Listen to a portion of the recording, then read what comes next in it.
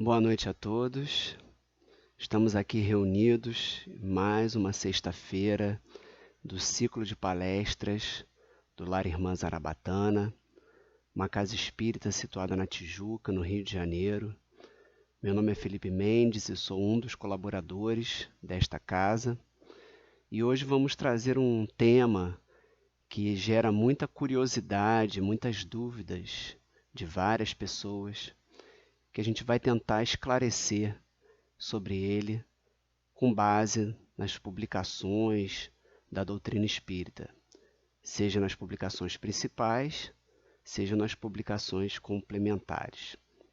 Mas antes de iniciarmos, quero convidar vocês a fazer uma pequena prece de abertura, como fazemos todas as noites na nossa casa, nas noites de trabalho, e levando nosso pensamento ao Mestre Jesus nesse momento, aos nossos anjos de guarda, nossos espíritos protetores, e primeiramente agradecendo a eles pela oportunidade de assistir uma palestra e colher novos conhecimentos ou mesmo ficar instigado para continuar estudando a doutrina espírita, e agradecer também por tudo de bom que temos recebido até aqui, mesmo aquelas nossas dificuldades da vida que são tão importantes ao nosso amadurecimento moral e espiritual. Que assim seja. Meus amigos, o tema da noite de hoje é livre-arbítrio e planejamento reencarnatório. O que nós queremos trabalhar e discutir? Até onde vai o nosso livre-arbítrio e até onde vai o nosso planejamento reencarnatório? Os acontecimentos da nossa vida, as coisas que passamos aqui, nesse momento em que estamos encarnados, elas são parte de um planejamento dessa nossa reencarnação, enquanto estávamos na erraticidade, e aí estamos passando por coisas, por acontecimentos que foram previamente todos eles definidos, ou são consequências das nossas decisões, do uso do nosso livre-arbítrio. Existe um limite, entre o planejamento reencarnatório e o livre-arbítrio? Essas duas coisas se misturam. Então a gente vai explorar um pouquinho a doutrina para tentar entender melhor se essas duas situações elas se dividem ou se elas se complementam. Bom, para a gente começar, não podia ser diferente, né? Gosto sempre de começar pelo Livro dos Espíritos, que é um livro que responde muitas das nossas perguntas, e se não responde, serve pelo menos como um ponto de partida para que consigamos entender e encontrar material para estudar e aprofundar determinadas questões. A primeira delas, que vamos utilizar aqui, é a questão número 258, em que Allan Kardec pergunta: quando na erraticidade, antes de começar nova existência corporal, tem o espírito consciência e previsão do que lhe sucederá no curso da vida eterna? Bom, a gente já ouviu falar que quando estamos lá na erraticidade, lá na espiritualidade, há todo um planejamento para uma nova oportunidade reencarnatória. Esse planejamento acontece, é claro, e nós participamos dele, dependendo da nossa condição moral e espiritual, né? Nós vimos numa palestra anterior, que está aqui disponível no canal do Lar Irmã Zarabatana, quando nós tratamos do tema reencarnação compulsória, que dependendo do estágio evolutivo espiritual de um determinado espírito, ele pode não estar em condições de participar do seu planejamento reencarnatório, né? Está numa condição moral, numa energia tão negativa, né? Com seu pensamento tão direcionado a coisas ruins, que ele não tem condições ali naquele momento, né? Naquele estado doentio, né? E focado num determinado problema, numa determinada angústia, ele não tem condições de participar do planejamento da sua própria reencarnação, tão necessária para que ele saia desse estado espiritual. Então, A espiritualidade amiga vai definir a nova condição reencarnatória dele. Mas outros espíritos que estão numa condição melhor, e aí não precisam ser espíritos extremamente evoluídos, né? Mas vamos dizer, espíritos regulares, numa condição média, como imagino que boa parte de nós estamos, tem alguma condição de participar do seu planejamento. E vai ali definir, né, numa reunião com a espiritualidade amiga, com seu anjo protetor, quais são as coisas que precisará passar nessa nova oportunidade. Muito bem, então o espírito tem consciência, né, daquilo que vai acontecer, lembrando que quando a gente reencarna, a gente esquece desse planejamento. E a gente vai falar disso daqui a pouquinho. Então vamos ver o que a espiritualidade respondeu. Ele próprio, espírito, escolhe o gênero das provas, porque há de passar. E nisso consiste o seu livre-arbítrio.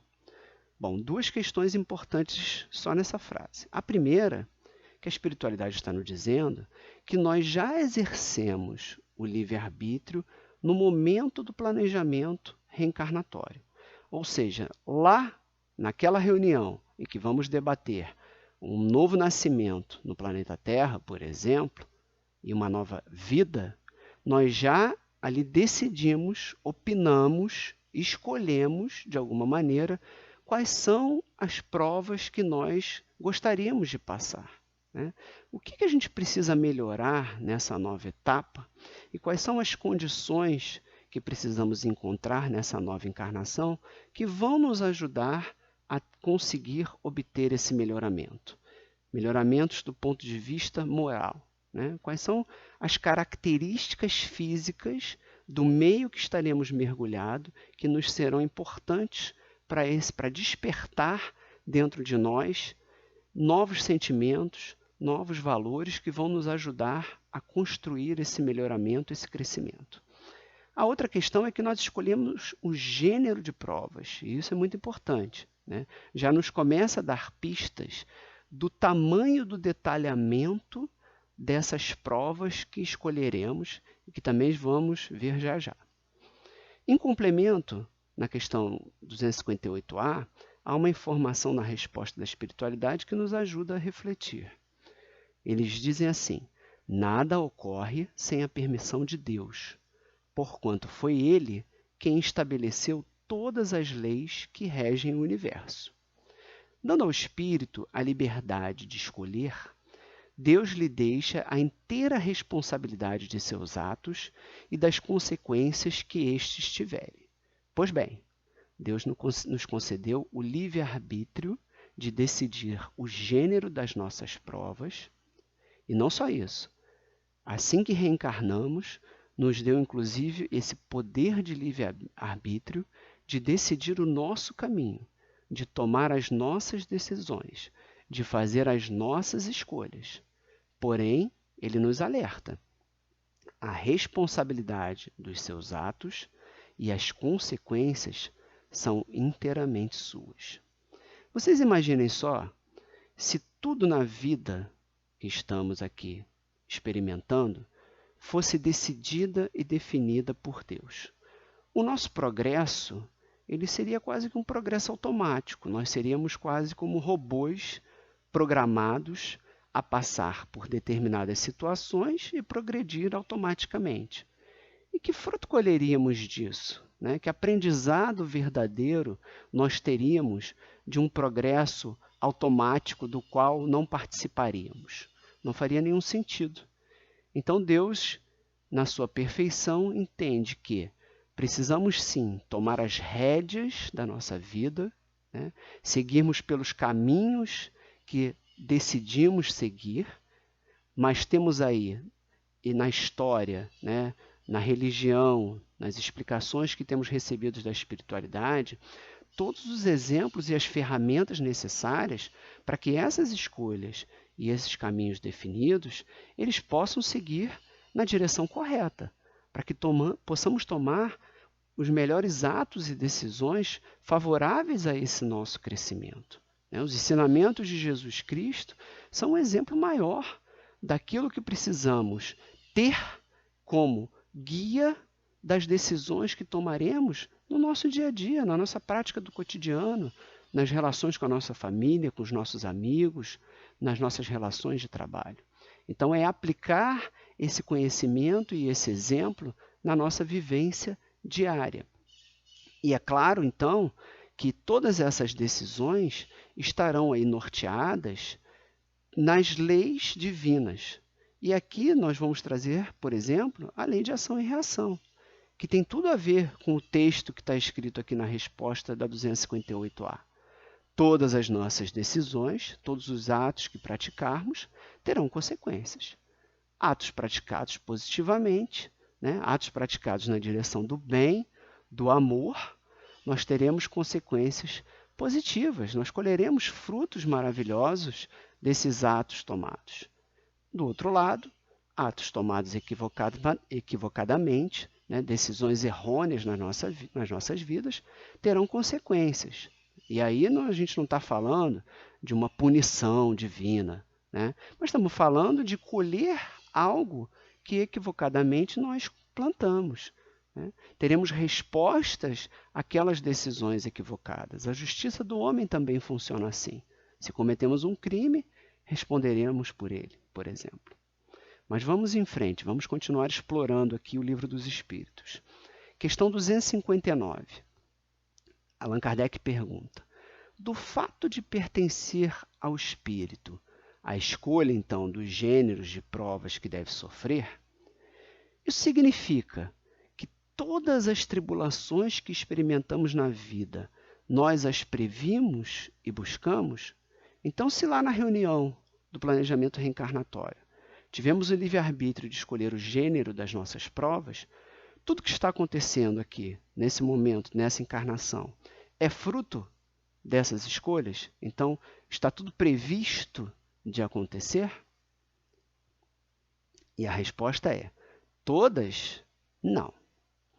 Porque não escolhestes e previstes tudo o que vos sucede no mundo. As particularidades correm por conta da posição em que vos achais. São muitas vezes consequência das vossas próprias ações. Olha o livre-arbítrio aí de novo. Sabe o espírito que, escolhendo tal caminho, terá que sustentar lutas de determinada espécie. Previstos são só os fatos principais, os que influem no destino.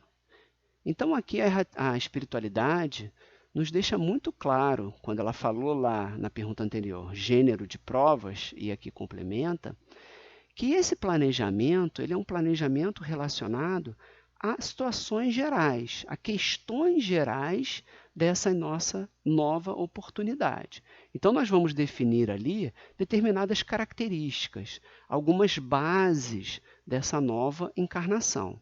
E tudo mais, as particularidades, as pequenas coisas, serão fruto das decisões que tomarmos.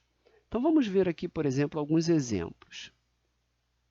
Essa é uma pergunta, que muita gente se faz ou pode estar se fazendo nesse momento. Muito bem, se eu participei desse planejamento, como é que eu consigo descobrir?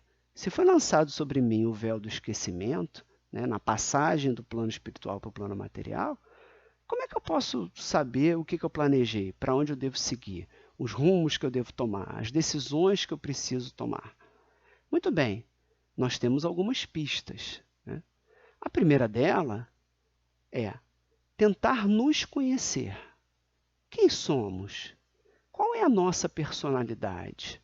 O que temos dentro de nós? Fazer aquela viagem interna, do autoconhecimento, para entender um pouco que essa nossa personalidade, aquilo que temos dentro de nós, os nossos gostos, as nossas preferências, as ideias preconcebidas que trazemos, tudo isso é enaltecido ou externalizado pela nossa personalidade, ela é fruto de uma construção íntima que vem de encarnações anteriores.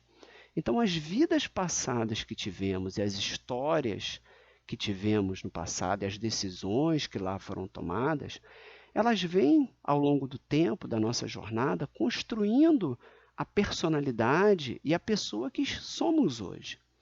Então, essas características pessoais nos ajudam a compreender aquilo que precisamos vencer nesse momento.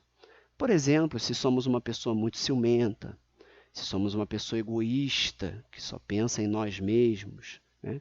Se somos uma pessoa gananciosa, que busca a todo tempo o poder, ou os bens materiais, a riqueza, ou seja, aquilo que está no nosso íntimo e que nos move, que nos comanda, que nos leva para frente e que nos faz transparecer o que somos no nosso dia a dia, é fruto dessa bagagem reencarnatória.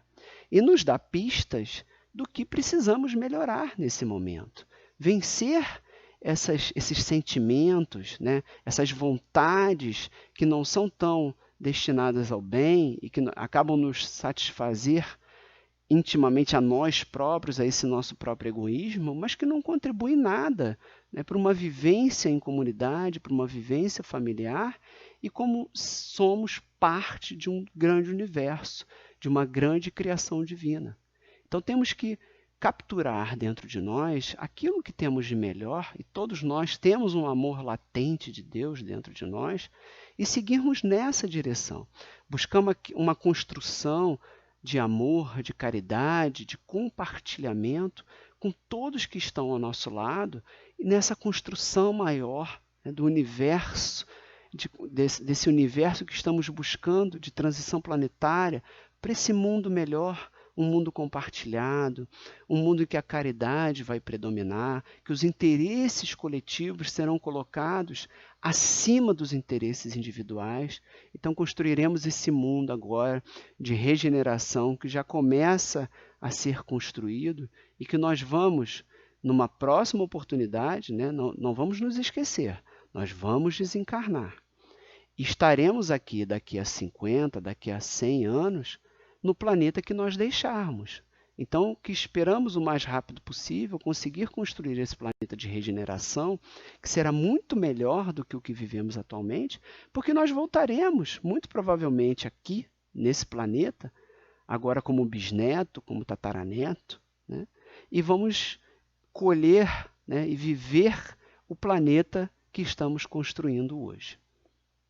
Muito bem, uma outra pista que muitas vezes a gente se esquece ou não presta atenção, é a nossa própria característica física, né? Estamos numa construção, num molde físico que também colabora para o nosso crescimento espiritual e moral, né? Que dificuldades a forma física, a roupa física que estamos vestindo hoje, ela nos traz para a nossa jornada?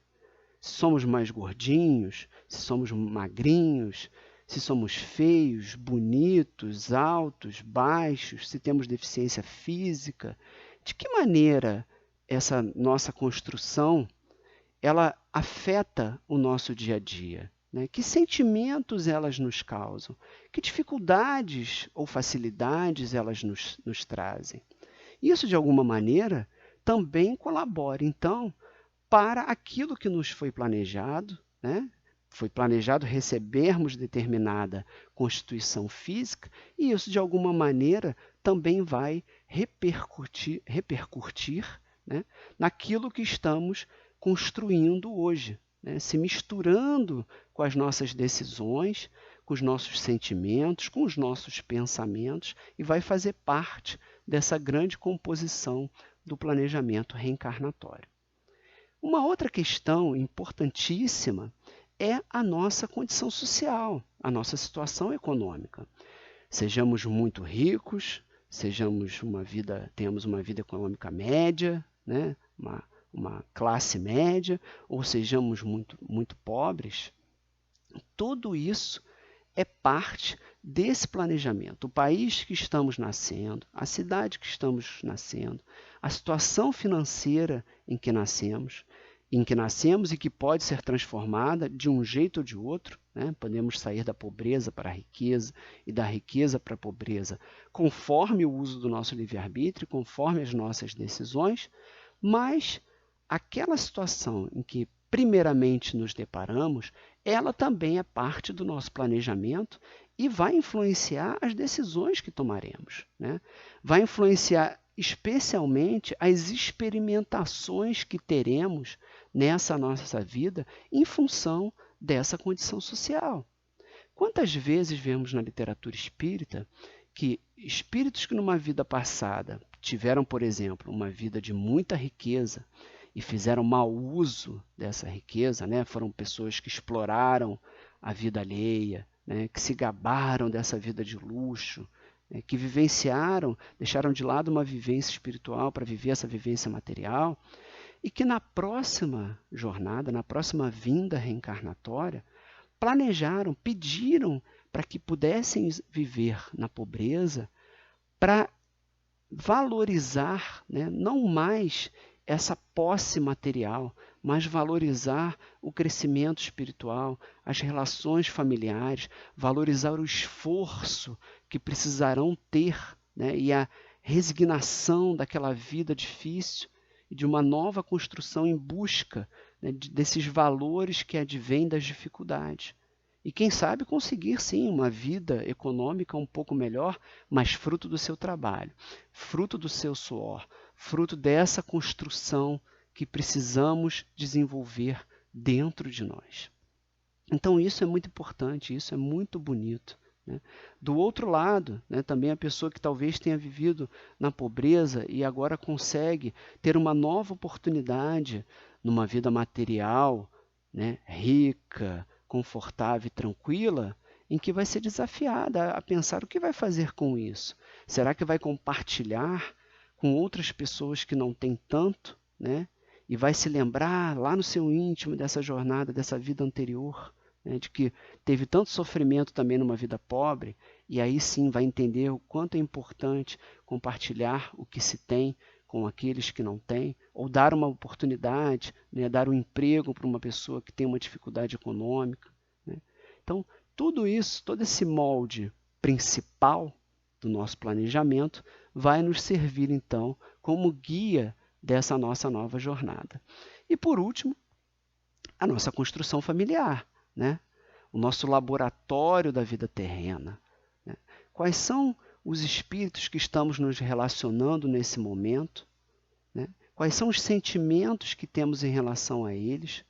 Como é a nossa vida com os nossos pais, com os nossos filhos? Como é o nosso comportamento em relação a eles? Como se dão essas relações? São relações de amor, de raiva, de briga, de ódio, de separação, de união?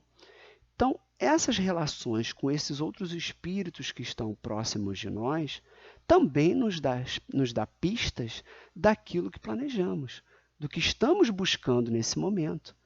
Porque a doutrina já nos explicou que muitos desses espíritos que estão encarnados, próximos, e principalmente no nosso ente familiar, são inimigos do passado, com os quais nós precisamos nos harmonizar. São pessoas que tivemos algum problema de relação mais simples ou mais graves, próximos de crimes, né? E que precisamos agora restabelecer, através do convívio familiar e do amor, uma sintonia, uma harmonia.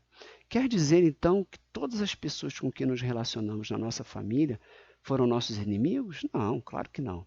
Também existem muitos espíritos afins por amor, por carinho, e que vão novamente nos juntar a nós para nos auxiliar a construir cada vez mais uma vida de crescimento moral, de amor ao próximo, né? De sentimentos cada vez mais valorosos nessa jornada permanente que temos de vida eterna. E estarão sempre ao nosso lado, de uma maneira ou de outra. Mas vamos em frente. Lá no livro Entre o Céu e a Terra, de André Luiz, há uma passagem do ministro Clarencio, que acompanhou André Luiz durante as histórias que ele vivenciou naquele livro, em que ele traz um trecho exatamente sobre aquilo que estamos falando hoje. O ministro Clarencio diz assim: quase todos temos do pretérito expressivo montante de débito a resgatar. Quase todos nós temos um pretérito expressivo de débitos a resgatar. Ou seja, quase todos nós que estamos aqui nessa vida hoje, e mesmo ele lá na radicidade está dizendo isso, né, temos débitos importantes a resgatar. E continuamos construindo, né, novos débitos nessa vida atual. Não vamos nos esquecer que os equívocos que estamos cometendo atualmente também estão sendo ali computados como débitos que, nessa jornada, nessa vida atual ou na próxima, também teremos que resgatar. E ele continua: e todos somos desafiados pelas aquisições a fazer, por aquilo que precisamos conseguir alcançar. Nisso está o programa. Débitos anteriores, necessidades de crescimento atuais. Aí está a pista desse nosso programa. Significando em si uma espécie de fatalidade ou de destino relativa no ciclo de experiências que nos cabe atender. Ou seja, um destino relativo, um destino que é passível de alterações, que é passível de mudança. Por quê? A conduta, ela é sempre nossa e dentro dela podemos gerar circunstâncias em nosso benefício ou em nosso desfavor. Então, as bases do planejamento, elas estão dadas, né? Já vimos condição física, né? Aparência, condição econômica, núcleo familiar, e a partir dessa base, o que nós construirmos com a nossa conduta gerarão circunstâncias, como diz o ministro Clarencio, em nosso benefício ou em nosso desfavor. Então, o planejamento foi dado e, a partir daqui, o livre-arbítrio, meu caro, é todo seu. As decisões são todas suas. Tá? Os exemplos estão aí: Jesus, Chico Xavier, Maria Teresa de Calcutá, os santos da Igreja Católica, tantos espíritos de luz que passaram, né, inclusive por esse planeta. Os exemplos estão dados. O que você vai fazer com eles é uma decisão sua. E aí eu peguei aqui um exemplo, né, do Flávio Peralta, que é um deficiente físico, que tem um trabalho chamado Amputados Vencedores. Peguei o exemplo dele para falar o seguinte: quantas pessoas que nós conhecemos que nasceram com alguma deficiência física, né, e que não por isso tiveram uma vida necessariamente de sofrimento íntimo, né? É claro que uma determinada deficiência física pode trazer muitas complicações, né, do ponto de vista de conseguir um trabalho, do ponto de vista de depender de alguém para conseguir fazer as suas necessidades básicas de alimentação, de higiene, né? Mas quantas pessoas, mesmo com essas deficiências físicas, conseguiram criar dentro de si uma força, uma vontade, né? E ao invés de passar a vida se lamentando, chorando, né, ou maldizendo a Deus porque eu recebi esse castigo, eu não concordo, eu não aceito, etc. Mas mesmo com essa deficiência conseguiram construir uma história tão bonita, né, como Flávio, conseguiram, por exemplo, como ele se tornar um palestrante motivacional, mostrar o seu exemplo de capacidade de viver com aquela dificuldade e ter uma vida feliz. Quantas pessoas foram para a arte, conseguiram, através da pintura, da poesia, da música, fazer tantas coisas boas, né? Quantas pessoas conseguiram ter mesmo uma profissão e, ao invés de ficar lá limitado dentro da sua possibilidade física, através do seu intelecto, tiveram uma história na ciência tão importante, com novas ideias, com novas teorias. Então, mesmo com aquela limitação física, que muito provavelmente é parte do seu planejamento reencarnatório e é fruto de decisões erradas tomadas em vidas anteriores, que agora repercutem na vida atual, né? Mas que foram aceitas no momento do planejamento, sim, eu aceito vir com essa deficiência física nessa nova encarnação, porque eu sei o quão importante ela vai ser para que eu vença essa dificuldade e construa dentro de mim novos horizontes, novas realidades, novas sensações. Então, esse é um exemplo muito claro de que uma determinada situação está planejada e que, diante dela, precisamos utilizar o livre-arbítrio em nosso favor. Lá também no livro Missionários da Luz, também da série de André Luiz, há uma passagem vasta sobre todo o processo de planejamento reencarnatório e todas as estruturas e complexidades que existem nas colônias espirituais para que isso seja feito. André Luiz nos relata do Ministério da Reencarnação, né, dos departamentos e de espíritos trabalhando para definir essas características, mesmo características do ponto de vista físico, né, do molde do nosso corpo, das doenças que eventualmente nós seremos acometidos e que também fazem parte desse nosso crescimento, desse nosso aprendizado, né? Então, todas essas características principais, e busquem lá em Missionários da Luz, estão sendo definidas por uma equipe da espiritualidade, né, muito preocupada em definir essas características, essas condições que teremos na nova oportunidade reencarnatória. E nós somos chamados a essa reunião, né, para participar dessa construção. E muitas vezes definimos uma lista, né? Eu quero resolver tudo nessa nova etapa. Nesse meu novo nascimento, eu quero resolver todos esses problemas, e a gente faz uma lista enorme, e quando nascemos aqui de volta, e quando começamos a vivenciar essas dificuldades, vemos que nem sempre damos conta disso tudo, que temos que fazer e perseguir sempre o nosso melhor. Mas não quer dizer que vamos esgotar, ainda temos defeitos, né? Ainda não conseguimos vencer determinados defeitos, e vamos continuar rumando em direção a vencer cada um desses desafios. Então, lá em Missionários, o André Luiz traz um exemplo de um espírito que estava planejando a sua reencarnação e que, em determinada idade da sua vida, ele teria uma úlcera, porque aquela úlcera era importante, era uma forma de espiar, né, de sugar um determinado problema que ele tinha numa vida anterior e que ia agora aparecer com o acometimento de uma doença.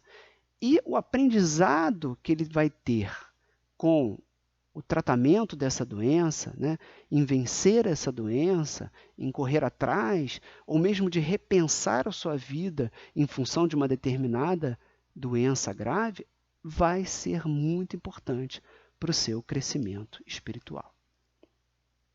Muito bem, então se a gente pudesse resumir, né, essa história de uma forma gráfica, e eu fiz aqui um desenho bastante simples para a gente contar um pouco então dessa relação planejamento reencarnatório e livre-arbítrio, a gente começa lá nessa reunião, né, de planejamento reencarnatório, em que vamos definir essas bases, condição econômica, família, formato corporal e etc. Nessa reunião, vamos definir, então, as provas que queremos passar para o nosso adiantamento moral e espiritual, eventualmente as expiações, e as expiações são aquelas dificuldades que nos são impostas, né, que necessariamente teremos que passar, e aí pode ser uma doença, pode ser uma limitação física e outras mais, mas que precisamos necessariamente passar por ela para resgatar o débito de uma vida anterior. Em todos esses momentos, e acho que esse é um ponto importantíssimo que não podemos jamais esquecer, somos assistidos pela espiritualidade, seja no planejamento, seja na nossa vida atual. Estamos todo o tempo sendo assistidos por eles. Então precisamos primeiro, acreditar nisso, né? Termos fé de que temos essa ajuda espiritual em todo momento. Mas segundo também, a gente precisa criar condições para cada vez mais aproveitar esse auxílio que nos é dado. E como é que a gente cria essa condição? Não só pelo nosso comportamento, por um comportamento correto, por um comportamento amoroso, mas pela prece, né? No momento em que nós fazemos a prece, que fazemos essa conexão com o mais alto, né? Em que nos permitimos abrir a nossa mente para receber essas energias positivas dos nossos amigos espirituais, estamos recebendo ali orientações, estamos recebendo força, estamos recebendo luzes que nos ajudarão a encontrar, inclusive, as respostas para as nossas questões. E nos ajudarão a receber essa força, essa coragem de enfrentar esses desafios, né? E não é só através da prece, a espiritualidade pode nos ajudar de inúmeras maneiras. Quando ela nos coloca, por exemplo, uma palestra como essa, e como tantas outras palestras, em que nos é dito alguma coisa que nossa, eu estava precisando escutar isso, eu estava precisando entender essa questão. E nós fomos ali intuídos a assistir aquela palestra, ou ler aquele determinado livro, ou uma mensagem, ou quando nos é colocado na nossa vida uma pessoa, ou um amigo do nosso cotidiano nos traz ali uma palavra, uma dica, uma sugestão, e que nos cai como uma luva, que nos ajuda a vencer aquele obstáculo. Então, todo tempo eles estão nos ajudando. E nós precisamos estar atentos, mas principalmente abertos a receber essa ajuda através das preces, da nossa espiritualização interior. Muito bem, definido o planejamento, o que vamos passar, é hora então de usarmos o nosso livre-arbítrio, definir o caminho que vamos seguir, fazer as nossas escolhas, né? E a partir delas, então, ao longo da nossa vida, cada uma dessas escolhas estará mergulhada nas leis divinas, como a lei de ação e reação. Então, para cada uma dessas decisões, teremos o resultado dela, né? Colheremos os frutos dela, e assim que desencarnamos, vamos perceber quais foram as decisões erradas, quais foram as decisões certas, colheremos os frutos disso tudo, viveremos um novo conhecimento, né? Novos aprendizados na erraticidade, seguiremos vivendo a nossa vida na erraticidade, agora com novos desafios, com novas escolhas, com novos aprendizados, e chegará o momento de fazer um novo planejamento reencarnatório, e esse ciclo, então, ele vai prosseguindo. Pois bem, uma outra pergunta importante. Os espíritos protetores podem interferir no nosso livre-arbítrio? Nossos anjos de guarda, eles podem tomar decisões e fazer com que mudemos, né, de opinião, sigamos um outro rumo na nossa vida? Nós já vimos que eles podem sim nos intuir, podem nos influenciar, podem nos dar sugestões, mas podem interferir diretamente? Muito bem, olha a resposta que está lá nesse material da Casa do Espiritismo. Todos os indivíduos deveriam procurar sentir a amiga e respeitável presença dos espíritos protetores. Acabamos de falar isso. Sem com isso desrespeitar o limite, pois não é permitido aos nossos anjos de guarda interferir nas atividades e decisões do homem.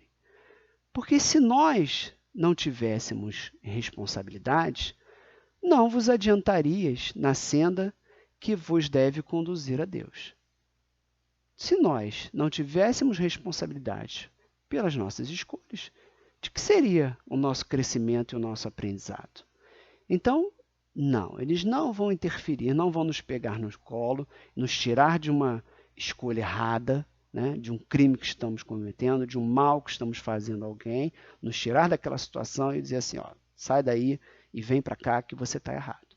Mas eles nos vão ajudar, vão nos intuir, vão nos mandar aquela ideia, vão nos dar sugestões, vão nos dar ensinamentos que vão dizer assim para nós, realmente eu estou fazendo uma coisa errada, estou cometendo um equívoco, vou parar de fazer isso, vou repensar a minha atitude, vou me arrepender, e é uma questão importante, se arrepender, pedir perdão, né?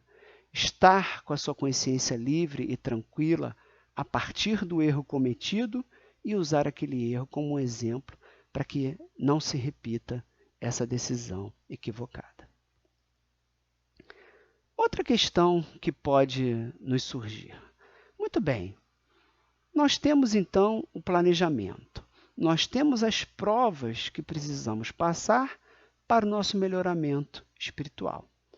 Então, seria correto eu rezar, eu pedir que essas provas fossem aliviadas? Se elas são importantes para mim, se elas são necessárias ao meu adiantamento, está correto então eu rezar para que determinada coisa, determinado problema, seja aliviado ou porque eu não passe por ele?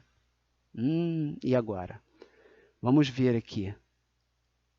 Questão 663, olha novamente lá nós no livro dos Espíritos.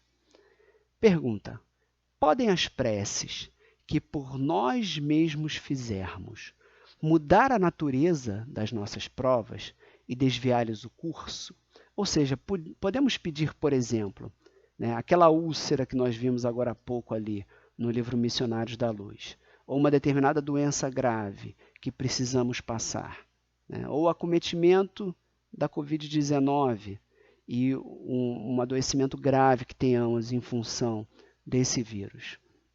Será que é justo nós pedirmos pelo melhoramento, pelo alívio e, eventualmente, mudar a natureza da nossa prova? Resposta da espiritualidade: as vossas provas estão nas mãos de Deus. E algumas há que têm que ser suportadas até o fim. Sim, algumas serão importantes suportarmos até o fim. Alguma limitação física, alguma doença grave, elas são fundamentais. Como diz Dr. Paulo César Frutuoso, né, elas são o aspirador, aquela doença é o aspirador de uma determinada brutalidade, de um crime, de um erro muito grave que cometemos no passado, e ela vai servir então para aspirar esse erro que imprimimos no nosso corpo espiritual e que precisa ser expurgado dali, precisa ser eliminado. Então, a vivência que teremos com aquela dor física, com as dificuldades de uma doença, né? Ou mesmo com o que a doença de repente precisa, ela pede de nós uma viagem interior, né? Uma mudança de visão em relação à vida, ela é muito necessária. Vamos continuar no texto. Mas Deus sempre leva em conta a resignação. Deus vai sempre levar em conta o nosso comportamento, como estamos lidando com aquele problema, né? Se aproveitamos aquele problema para nos espiritualizar, se ainda assim estamos tentando viver a vida com alegria, mostrando que também somos um exemplo para o próximo, né, que está também com uma mesma doença igual a nós, ou com uma outra doença tão grave, e nós somos um exemplo para ele de motivação, de enfrentar aquele problema com alegria, com vontade de vencer, com vontade de viver. A prece traz para junto de vós os bons espíritos, e dando-vos estes a força de suportá-las. Não é possível que Deus mude a ordem da natureza ao sabor de cada um. Seria muito bom, né? Seria muito fácil. Ah, Deus, eu não quero doença. Ah, Deus, eu não quero dificuldade. Ah, eu quero riqueza, eu quero viver uma vida farta. Seria muito bom, seria muito fácil, né? O que do vosso ponto de vista mesquinho e efêmero pode parecer um grande mal, é quase sempre um grande bem nessa ordem geral do universo, né? Nesse crescimento enquanto família espiritual que somos de toda a humanidade, né? A experiência individual de cada um, né? E o crescimento que cada um consegue elevar, ela é parte de uma construção maior em que todos estamos caminhando na mesma direção.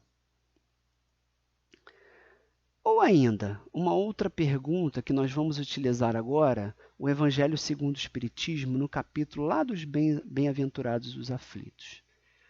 Há mérito em procurar aflições, agravando as próprias provas, por sofrimentos voluntários? Ou seja, teria mérito se eu pudesse agravar as minhas próprias provas? Se eu quisesse ir mais fundo no meu sofrimento? Estaria eu galgando esferas de crescimento maiores? Estaria eu colhendo frutos ainda melhores? E agora? Será que devo eu agravar o meu sofrimento ou não? Vamos ver a resposta da espiritualidade. Primeira resposta: não. Não há mérito em procurar agravar as suas próprias provas. E eu já adianto que essa não é a única resposta. Mas vejamos. Não há mérito. Não há mérito quando esse agravamento tem por objetivo apenas a si mesmo, porque resulta do egoísmo por fanatismo. Torturar voluntariamente e martirizar vosso corpo é uma contravenção à lei de Deus. Enfraquecê-lo sem necessidade é um suicídio. Contentai-vos com as provas que Deus vos envia. Aceitá-las sem lamentações e com fé. É tudo o que ele pede. Então, aceitemos essas provas com muita fé, sem reclamação, né? Entendendo que elas nos são necessárias, e vamos ainda assim diante delas tentar viver uma vida de alegria, de amor, de vontade, né? Buscando alternativas, opções de vida que nos consigam proporcionar essa alegria. Mas, como eu disse, essa resposta não é única. Não há mérito em agravar o próprio sofrimento por egoísmo, né? Com vontade de ser um pouco mais do que o outro. Mas sim, há mérito em agravar a sua própria prova quando o sofrimento que você se impõe é para livre do próximo. Olha aí a caridade aparecendo novamente. Se você suporta o frio e a fome para aquecer e alimentar quem tem necessidade, né? Se você tira o seu casaco ou você come menos para dar a alguém que não tem, e essa prova, sim, é de grande mérito.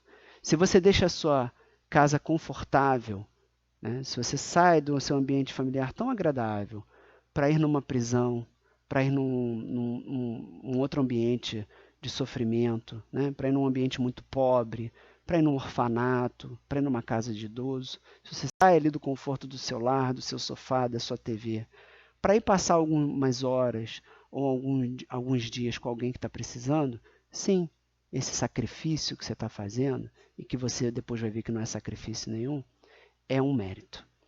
Se você mancha sua mão delicada cuidando dos problemas alheios, das doenças alheias, sim, isso é um mérito.